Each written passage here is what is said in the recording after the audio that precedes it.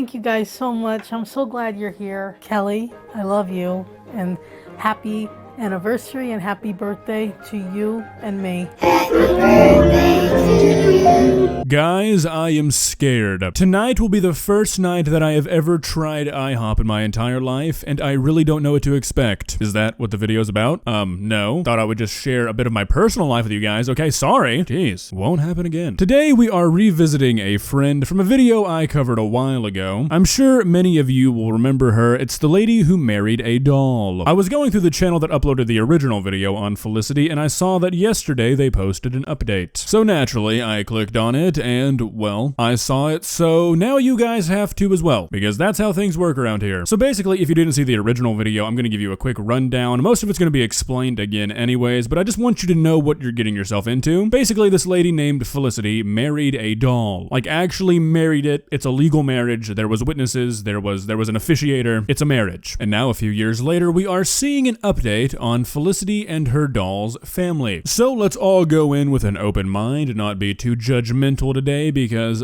well, I do a lot of that around here. Actually, you know what? I'm gonna take that back. I don't really ever judge people unless they deserve. Okay, that makes me sound worse. Let's just begin. Please subscribe.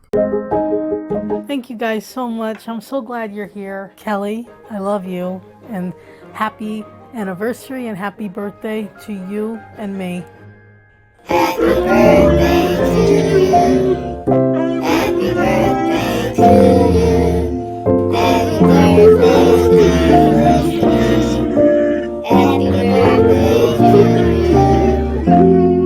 Alright, did they have to make it sound like a choir of demon children were singing that? I mean, seriously, come on, if we're trying to paint this situation in a positive light, I feel like that's not the best creative choice. Maybe, you know, just don't have them sing at all. Would that work? And many more years, and I hope our family continues to grow.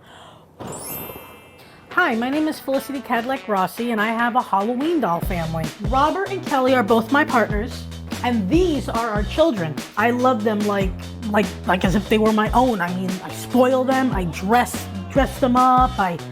Me, Robert, and Kelly, we love the kids, and they're very special to me. Alright, let's talk about loving an inanimate object. First off, I don't think it's weird. I think it's actually very normal. I have not cried in over a decade. Yes, I know it's probably not very emotionally healthy. No, I'm not joking. I don't know what's wrong with me. But if I crashed my car, I would probably bawl. I love my car. It's my friend. It's my brother. I don't know if I would marry my car, okay? But loving an inanimate object, I don't think there's anything weird about that, and I think everybody's probably guilty of it at least at some point. And I consider myself a mother, a doll mother.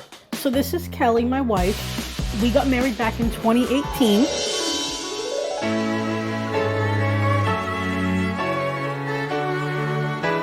When I was 10, I found Kelly on a creepycollection.com site, and I had to have her, and my dad said if I get good grades in school, he'll let me have her. This is not like a dig towards other parents whatsoever. I don't think it's going to be seen like that, but I feel like it might come off kind of snobbily, so I'm just going to say that as a disclaimer. It's always interesting to hear from people that their parents always rewarded them for good grades. When I was growing up, if I didn't get straight A's, I would be in trouble. Like, it was just kind of expected, it was never rewarded. So it's very interesting to see how other people grew up. And by the time I was 13, Kelly was mine. And then our love started to grow as time went on. I've technically known her longer because I knew her when I was 10 spiritually. And when I finally got her in physical body form, we started to grow and become friends and closer, and then we ended up falling in love. So me and Kelly both have wedding rings, and we both have the tattoo. It's a little faded, but that's okay. It's still there. That tattoo is there in spirit. If you know to be looking for it, you can kind of see the outline, but saying the tattoo is still there is a bit of a stretch. You know, over the years, Kelly has changed. You know, she used to have a really bloody face, you know, one eye shut. But now I got her remade. She's more like that type of zombie that has just been embalmed and like they rose from the grave kind of thing, because her face is more like, you know, skin toned, and I wanted to see it something like that. Apparently, Kelly had a horrible death, though, because something really bad seems to have happened to that jaw. Maybe like a swift kick from a horse-like animal, not sure. Sent that chin into the stratosphere, though, that's for sure. So usually I share the bed with Kelly. If not, sometimes I'm sharing the bed with Robert, or both, you know. So I like to cuddle with her, you know, put her hair in my ear, stuff like that. Give her kisses. I love her. One of my favorite things to do with my dolls is get them all around me and I start to sing. Sugar pie, honey bunch, you know that I love you. Now look, if you're comfortable with sharing this with the world, I say more power to you. However, with that being said, you could form the most intimidating task force this planet has ever seen. I'm talking about you put me in a room with the FBI's top operatives and like an angry gorilla. You're not getting this information out of me. It's going to the grave. So all these dolls have been with me through emotionally traumatic experiences, especially Kelly. And a lot of people aren't going to agree with it because they think, oh, it's too scary or it's too... But you know something? You wouldn't say that if they were human children with scars or with missing eyes or with... You wouldn't say that. And if you did, you're not a nice person. So, you know, I don't see them like just Halloween decorations or monsters. I see them as unloved ones, and I love them. And they deserve that love. And I believe that they are spiritually real, and that's my belief. Alright, look, is my opinion wanted here? Probably not. But if you put something on the internet for the world to see, you can't really ask people to not share their opinion. Not really how that works. So do I think that this is a healthy situation? No.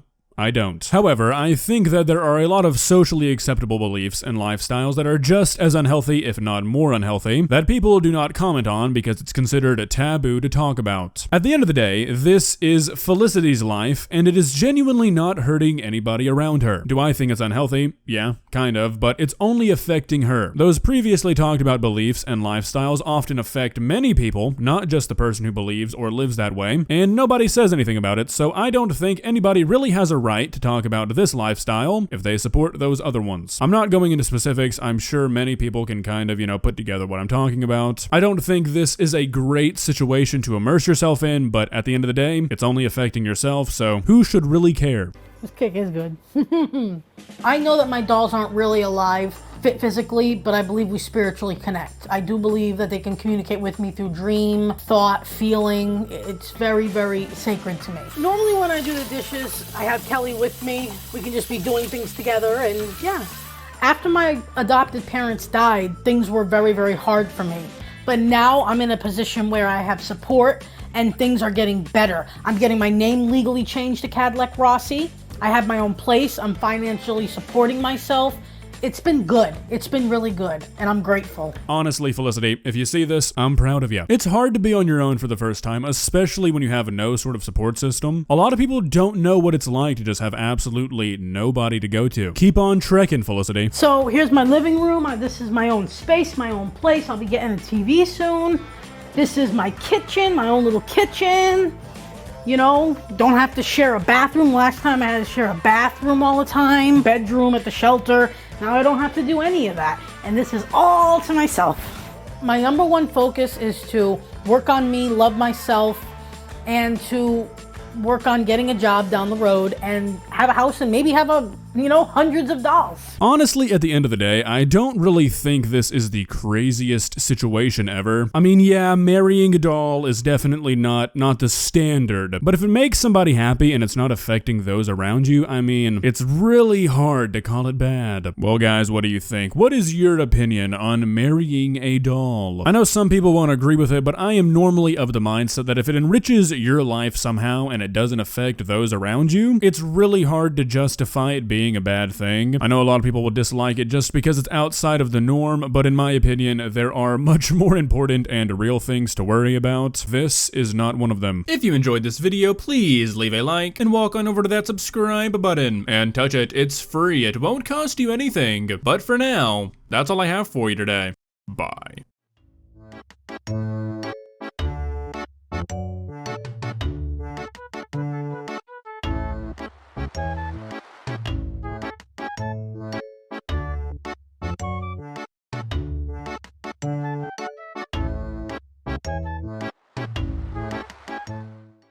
subscribe.